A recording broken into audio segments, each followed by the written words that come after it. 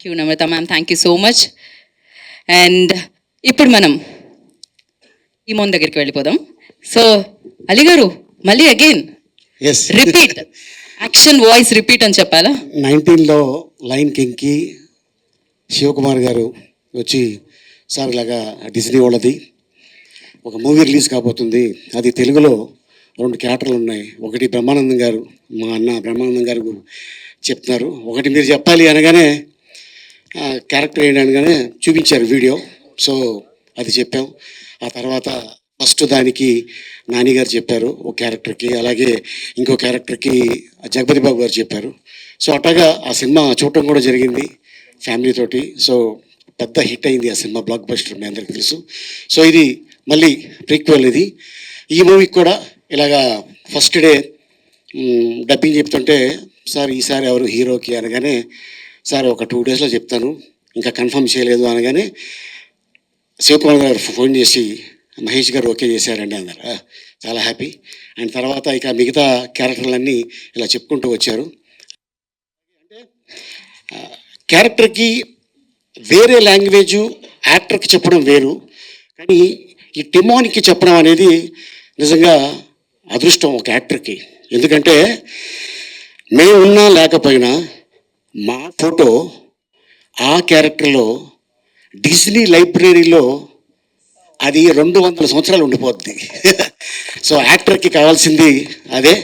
So ఎన్ని వందల సినిమాలు యాక్ట్ చేసామని కాదు, ఈ క్యారెక్టర్ని పలానా యాక్టర్ చెప్పాడు అని పిల్లలు గుర్తుపెట్టుకుంటారు. అండ్ థియేటర్లో డెఫినెట్గా ఈ సినిమా ఎంజాయ్ చేస్తారు. అండ్ అలాగే సత్యదేవ్ తను హీరోగా ఎన్నో సినిమాలు చేసి అన్నా ఇలాగా ఫోన్ చేశారు అనగానే నేనేం చెప్పాను అనేది తన నోట్స్తోనే చెప్తాడు, నేను చెప్పను.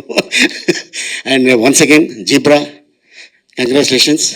సో అండ్ అలాగే శివప్రసాద్ గారికి, డిజ్నీ వాళ్ళకి ఈ సందర్భంగా ధన్యవాదాలు తెలుపుకుంటున్నాను. Yeah Ali garu, one question to you. Like అంటే Pumbaa and Timon like very good friends కదా, మధ్యలో కాస్త పడుతూ ఉంటాయి పంచులు అటు ఇటు, బట్ ఏదైనా ఫ్రెండ్షిప్ మాత్రం మాకు కనిపిస్తూ ఉంటుంది. ఫర్ యూ లైక్ ఇండస్ట్రీలో అలా ఒక ఫ్రెండ్ని పిక్ చేయాలంటే ఎవరు?